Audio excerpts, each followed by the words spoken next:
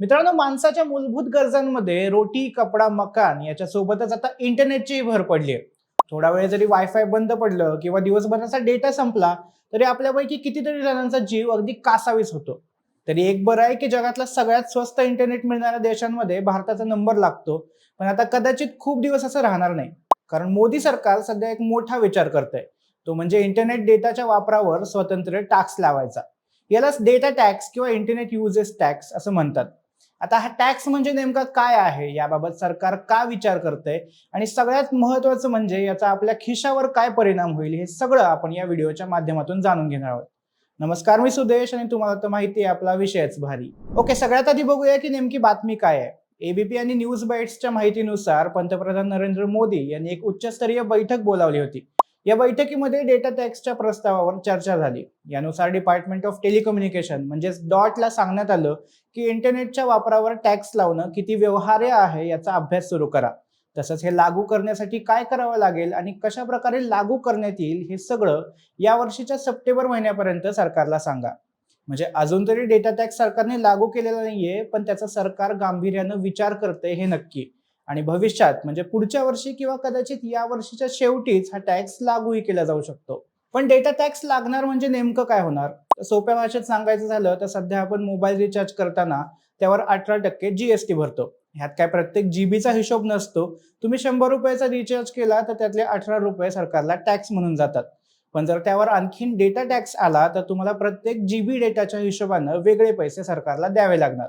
उदाहरण द्यायचं झालं तर तुम्ही समजा महिन्याला 30 जीबी डेटा वापरताय आणि नवीन डेटा टॅक्स नुसार 1 रुपया प्रति जीबी कर लागू झाला तर महिन्याला 30 रुपये तुम्हाला सरकारला द्यावे लागतील. आता हे ऐकायला कमी वाटत असेल, पण आपण डेटा टॅक्स 1 रुपयाच पकडून चाललोय. तो जास्त असला तर टॅक्सही जास्त भरावा लागणार. सोबतच आपण महिन्याचा डेटाही फक्त 30 जीबी पकडला होता. तुम्ही जर जास्त डेटा वापरला तर टॅक्सही जास्त भरावा लागणार. आता सरकार हे सगळं का करतंय? तर सोपं आहे, जास्त पैसे कमवण्यासाठी. टेलिकॉम सेक्टरमधून सरकारला सध्या फक्त स्पेक्ट्रम ऑप्शन्स आणि लायसन्स फी मधून रेव्हेन्यू येतो. पण हे सोडूनही सरकारला उत्पन्नाचे नवीन नवीन स्रोत हवे असतात. एक आकडेवारी सांगतो. 2024-25 या आर्थिक वर्षामध्ये भारतीयांनी एकूण मिळून तब्बल 22,900 कोटी जीबी डेटा वापरला. म्हणजे सरकारने जर 1 रुपया प्रति जीबी असा टॅक्स लावला असता तर सरकारला डायरेक्ट 22,900 कोटी रुपये मिळाले असते. पण फक्त पैसे कमवायचे एवढंच नाही, सरकारने या निर्णयामागे आणखीन एक कारण सांगितलंय आणि ते खरंच विचार करायला लावणार आहे. आज भारतात मोबाईल ॲडिक्शन ही एक मोठी समस्या बनली आहे. तरुण तरुणी आणि लहान मुलंही तासनतास युट्यूब, रील्स आणि ऑनलाईन गेममध्ये बिझी असतात. सरकारच्या मते जर डेटाची किंमत वाढली तर लोक अगदी विचारपूर्वक आपला डेटा वापरतील आणि तासनतास स्क्रोलिंग कमी होईल. यामुळे सरकारने डॉट लाईक असं मॉडेल तयार करायला सांगितलंय जे पॉझिटिव्ह डेटा कन्झम्पशनला प्रोत्साहन देईल आणि स्क्रीन ॲडिक्शन कमी करेल. आता सरकारचा हेतू काहीही असो, तज्ज्ञांनी मात्र या प्रस्तावावर ताशेरे ओढले. ट्रायचे माजी principal adviser Satya N Gupta यांनी तर हा टॅक्स लागू करणं जवळजवळ अशक्य असल्याचं म्हणलंय. त्यांचं म्हणणं असं आहे की डेटा हा एक कंटिन्युअस फ्लो आहे. म्हणजे तुम्ही जर सध्या एखादा व्हिडिओ बघत असाल तर डेटा कन्झ्युम होत असतो, पण तेवढ्यात जर तुम्हाला एखादा व्हॉट्सअप मेसेज आला तर त्यालाही डेटा लागणार आहे. बॅकग्राऊंडमध्ये एखादं ॲप सुरू असलं तर त्यालाही डेटा लागणार आहे. मग हे सगळं सुरू असताना कुठल्या ॲपला किती डेटा गेला हे वेगळं वेगळं कोण मोजत बसणार? बरं, हे वेगळं वेगळं मोजलं तरी पॉझिटिव्ह कन्झम्पशन आणि निगेटिव्ह कन्झम्पशन हे कसं ठरवणार? युट्यूबचा वापर बऱ्याचदा केवळ एंटरटेनमेंटसाठी केला जातो, त्यामुळे त्याला निगेटिव्ह यूज म्हणता येईल. पण कितीतरी विद्यार्थी युट्यूबवर लेक्चर्स पाहत असतात, तो तर पॉझिटिव्ह यूज झाला ना. मग एकाच ॲपवर डेटा टॅक्स लावल्याचा दोघांनाही फटका बसणार. बरं, हे तर केवळ तुमच्या आमच्यासारख्या नॉर्मल युजर्सचं झालं. इंटरनेटवर आधारित कितीतरी सेवा आपण रोज वापरत असतो. त्यांचे ऑफिसेस सुरू ठेवण्यासाठी भरमसाठ डेटा लागतो. त्या सगळ्यावर टॅक्स भरायचा झाला तर ऑफिसचं भाडं कमी आणि इंटरनेट बिल जास्त असा सीन होऊ शकतो. म्हणजे 4 आने की मुर्गी आणि 12 आने का मसाला.